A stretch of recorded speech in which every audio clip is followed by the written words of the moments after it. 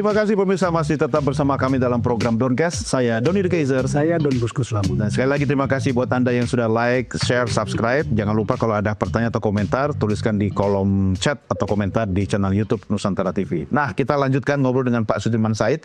Bang Don, saya mencoba untuk membuka sesi ini dengan sebuah pertanyaan ke Pak Sudirman, karena tadi saya mau pinjam statement Pak Sudirman, ini adalah ujian kepemimpinan. Ya, untuk diuji itu kan harus ada ilmunya, dipelajari dulu. Jangan-jangan yang lebih berilmu, lebih ahli Riza Khalidnya ini. Dia lebih paham tentang apa yang ada di birokrasi kita dan di penegakan hukum kita. Bagaimana Anda melihatnya? Iya, tadi saya tetap punya pandangan bahwa presiden kita sekarang punya modalitas yang melampaui rata-rata pemimpinnya dari waktu ke waktu. Secara ilmu, secara pengalaman, secara jaringan, secara semangat juangnya. Itu sudahlah punya semua. Dan beliau datang dari keluarga yang cukup berada. Jadi sebetulnya tidak ada alasan untuk dicurigai, untuk mencuri segala macam gitu. Jadi sekarang 100 tahun merdeka itu kan tinggal 20 tahun lagi. Iya. Dan kalau kita ikhlas kalau Pak Prabowo itu perform dengan baik, 2 periode baik aja lah, karena supaya tidak perlu bongkar pasang setiap 5 tahun gitu.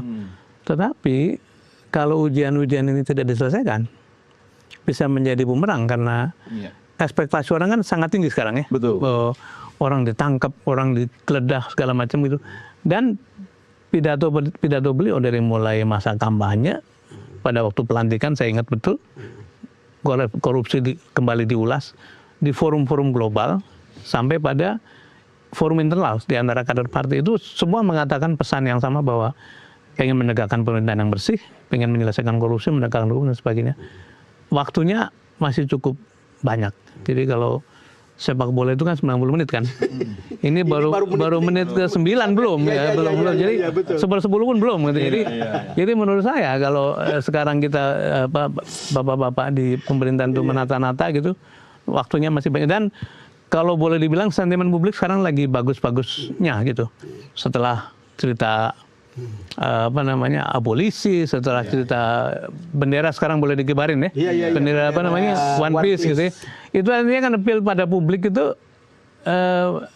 lagi dicintai publik. Nah, dalam keadaan begitu menurut saya ya gunakan momentum itu untuk menata hal yang fundamental. Tapi ada tampilan kan, Pak? Sebagai jurnalis, saya merasa memang ada sebuah keberanian yang luar biasa dari Pak Prabowo. Bagaimana mentersangkakan di pemerintahannya seorang Reza Khalid. Hal yang sebetulnya dulu itu seperti mission impossible gitu. Kan itu bisa dilihat begitu, Mas.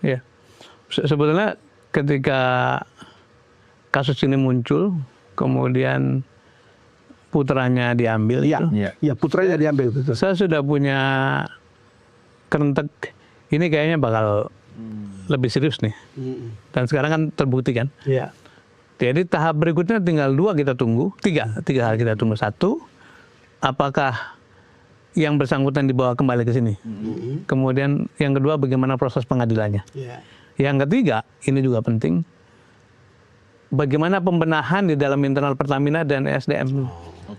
Karena itu nggak bisa dilepaskan. Meskipun yang bersangkutan diambil, dihukum misalnya gitu, tapi kalau prakteknya tidak diberesin juga hanya tadi. Akhirnya berganti pemain saja kan? Atau ada kepanjangan tangan. Atau ada kepanjangan tangan ya. Mau nanya apa, Dok? Sorry saya. Tapi terkait dengan statement Bang Don juga, artinya kan pemain ini bisa berganti. Ya, tetapi kalau dalam sebuah sistem yang memang sudah rusak begitu kan, ya kita cuma melihat wajah-wajah baru saja, nama-nama lain, tapi tetap praktiknya sama. Apa jaminannya Pak Sudirman ketika keyakinan Anda kepada kepemimpinan nasional sekarang sangat kuat, kasih waktu ya kan, tapi timeline harus jelas, Dok. Ya, seharusnya yang harus melakukan itu adalah lembaga pengawas, namanya DPR kan. DPR harus suarakan itu. Dan komisinya yang mengaitkan dengan yang berkaitan dengan itu banyak sekali. Bisa komisi energi, bisa komisi BUMN, bisa komisi APBN karena kaitannya sama subsidi segala macam, sampai komisi hukum kan gitu. Yang kedua, tentu lembaga-lembaga pengawas kayak BPK yang harus terus kita pertanyakan apakah berfungsi dengan baik. sampai pada KPK-nya bagaimana gitu, kejaksaan. Itu mereka yang mesti menjaga. Kalau kita yang di luar itu kan sebagai penyuara dari public conscience ya, suara publik yang kira-kira tidak bisa disampaikan langsung gitu. Jadi kekhawatiran itu betul sekali. Apa jaminannya gitu?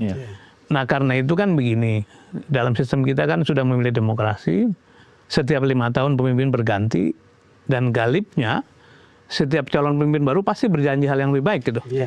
Nah tinggal pada waktu duduk janji itu ditunaikan apa enggak. Kalau nggak ditunaikan ya berarti dia tidak deserve untuk tidak berhak dipilih kembali gitu.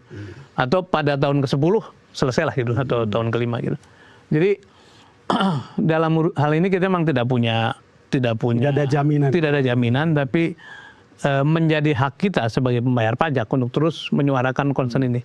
Dan saya sih berharap kalau sekarang terjadi satu abolisi atau amnesti bagi para tahanan politik kemarin, salah satu yang mesti dihidupkan adalah suara kampus ya. Saya ingat obrolan dengan almarhum Cak Nur tuh habis dipanggil Pak Murdiono. Pak Murdiono komplain, mengapa kok orang-orang yang saya sekolahan malah mengkritik pemerintah. Kata Cak Nur, Pak Mur itu disebut sebagai unintended consequences dari pembangunan. Pembangunan makin melahirkan anak-anak cerdas, pasti tuntutannya lebih gitu. Nah, lebih kritis. Nah kalau Pak Presiden bisa membiarkan atau memberi ruang bagi orang-orang kritis, menurut saya beliau akan terbantu. Karena sistemnya akan jalan gitu. Termasuk orang-orang yang mencoba menggunakan nama Presiden untuk melakukan operasi-operasi gelap gitu, pasti akan tidak punya tempat. Nah itu yang menjadi tugas kita lah di luar itu. Kita juga mengawal media kan, jurnalis. Jadi Mas, saya tadi kan sudah bilang bahwa